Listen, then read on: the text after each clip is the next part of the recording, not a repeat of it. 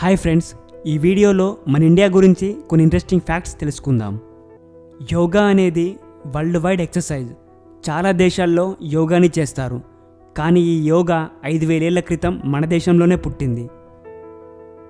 The most popular games అయిన chess and snakes and ladder game, ఇవి రెండు మన ఇండియాలోనే కనిపెట్టారు. మన దేశంలో అతి పొడవైన నది గంగా నది. ఈ గంగా నదిలో సంవత్సరానికి 30,000కు పైగా డెడ్ బాడీస్ దొరుకుతున్నాయి. ఇప్పుడు మనకి 5000 రూపీస్ నోట్స్, 10,000 రూపీస్ నోట్స్ లేవు, కానీ 1954 నుండి 1978 వరకు ఈ నోట్స్ని మన దేశంలో యూజ్ చేసేవారు. కొన్ని కారణాల వల్ల 1978లో ఆర్బీఐ ఈ నోట్స్ని రద్దు చేసింది. ఈ ప్రపంచంలో అతిపెద్ద స్కూల్ మన ఇండియాలోనే ఉంది. అదే సిటీ మాంటెసరీ స్కూల్. ఇది ఉత్తరప్రదేశ్లోని లక్నోలో ఉంది. ఇది ఒక ప్రైవేట్ స్కూల్. ఈ స్కూల్కి లక్నోలో 18 క్యాంపసెస్ ఉన్నాయి.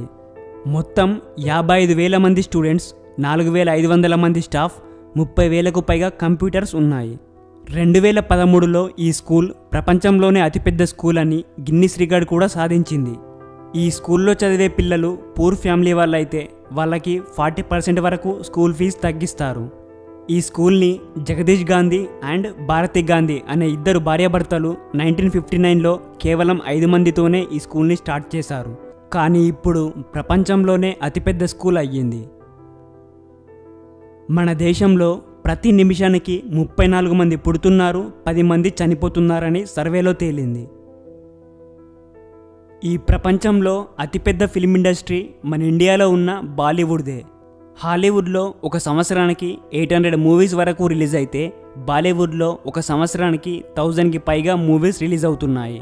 మన ఇండియా మొత్తంలో ఒక సంవత్సరానికి 2000 మూవీస్ వరకు రిలీజ్ అవుతున్నాయి. షాంపూని మొట్టమొదటిసారిగా మన ఇండియాలోనే కనిపెట్టారు. అలాగే షర్ట్ బటన్స్, కాటన్ని కూడా మన ఇండియాలోనే కనిపెట్టారు. మన ఇండియాలో 130 కోట్ల వరకు జనాభా ఉంది, కానీ ఇందులో సగం జనాభా 25 సంవత్సరాల లోపే ఉన్నారు. అందుకే మన ఇండియా ప్రపంచంలోనే యువత ఎక్కువగా ఉన్న దేశంగా గుర్తింపు పొందింది.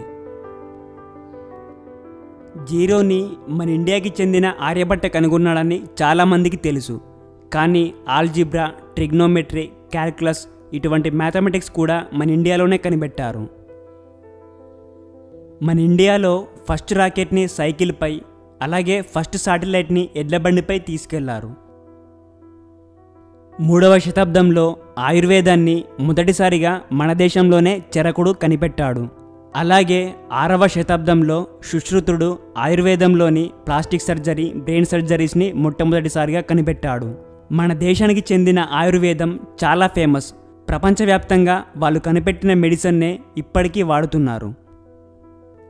ఈ ప్రపంచంలో డైమండ్ చాలా ఫేమస్, కానీ మొట్టమొదటి డైమండ్ మన ఇండియాలోని ఆంధ్రప్రదేశ్లో గుంటూరు, కృష్ణా జిల్లాల మధ్య ఉన్న కృష్ణానదిలో మొదటి డైమండ్ దొరికింది.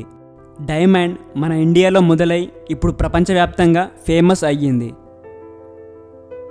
17వ శతాబ్దానికి ముందు మన ఇండియానే ప్రపంచంలో అత్యధిక ధనిక దేశంగా ఉండేది.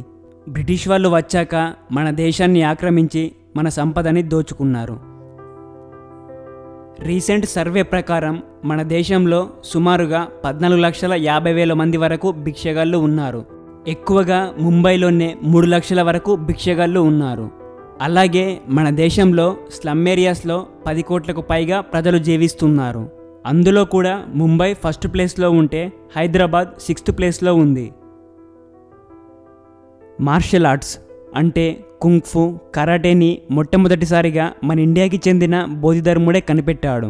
తర్వాత ఇది ఆసియా మొత్తం స్ప్రెడ్ అయింది. మన దేశంలో 80% అరేంజ్డ్ మ్యారేజెసే జరుగుతున్నాయి.